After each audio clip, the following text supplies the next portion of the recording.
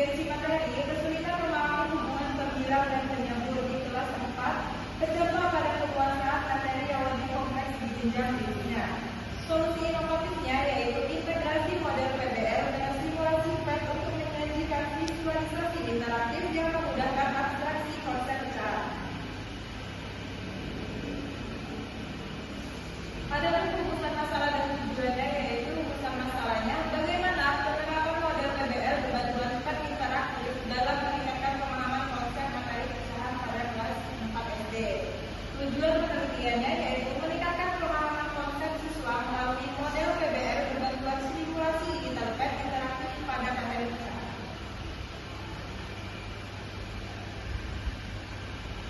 Manfaat penelitiannya yaitu bagi siswa mempermudah pemahaman materi pecahan yang abstrak menjadi kompleks.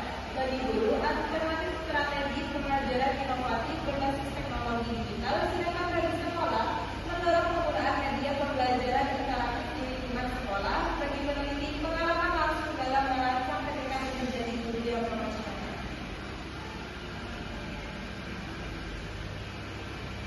Kajian teori pemahaman konsep.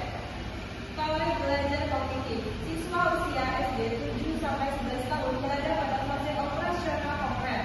Menurut Jerome dan Brunner, pemahaman matematika harus melalui 3 tahap visualisasi. Yang pertama, enaktif, manipulasi objek fisik langsung, ikonik, manipulasi bayangan visual atau gambar, simbolik, manipulasi kode abstrak atau angka matematika. Indikator pemahaman konsep atau konseptual understanding mencakup kemampuan siswa dalam yang pertama, mendefinisikan kembali konsep matematika, yang kedua mengidentifikasi dan mengklasifikasi sifat-sifat objek, yang ketiga menyajikan konsep dalam berbagai representasi visual, yang keempat mengaitkan konsep pecahan dengan problem sehari-hari. Kajian teori problem based learning atau PBL yang pertama yaitu landasan konstruktivisme. PBL berakar pada teori konstruktivisme sosial pembelajaran menjadi paling efektif ketika siswa mengerjakan masalah nyata secara kolaboratif dalam lingkungan sosial mereka. Masalah kontekstual diberikan sebagai stimulus utama yang memicu rasa ingin tahu atau kognitif konflik siswa. Sintaks model PBL yaitu yang pertama orientasi siswa pada masalah kontekstual pecahan. Yang kedua, mengorganisasi siswa untuk belajar kelompok. Yang ketiga, membimbing penyelidikan individu maupun kelompok. Yang keempat, mengembangkan dan menyajikan hasil karya siswa. Yang terakhir yaitu menganalisis dan mengevaluasi proses pemecahan masalah. Kajian teori lihat interaktif simulasi. Teori multimedia pembelajaran atau MAIA dikembangkan oleh University of Colorado Boulder berdasarkan Cognitive Theory of Multimedia Learning. Manusia belajar lebih baik dari kata-kata yang disertai gambar daripada kata-kata saja. Kelebihan PET pada materi pecahan yaitu menyimpan transisi tahap kontekstual benar. Siswa mendapatkan umpan balik atau feedback visual instan saat mengubah nilai pembeda dengan penyebut. Menyediakan simulasi laboratorium virtual gratis dan interaktif. Bab 3. Metode penelitian. Jenis penelitian ini menggunakan eksperimen semu atau pre-eksperimental. Sampelnya ada 22 siswa kelas 4A SD dan negeri Agung. Desainnya yaitu 4 group invest post-test design. Kerangka operasional variabel bebas atau X itu model PBL dengan simulasi PET.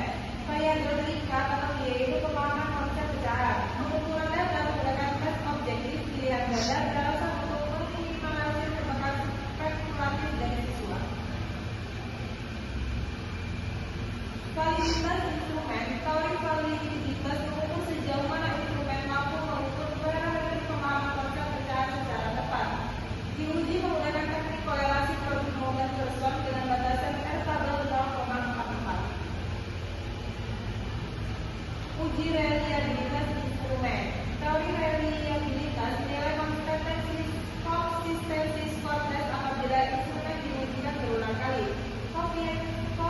Koefisiensi reliabilitas atau S11 diperoleh sebesar 0,0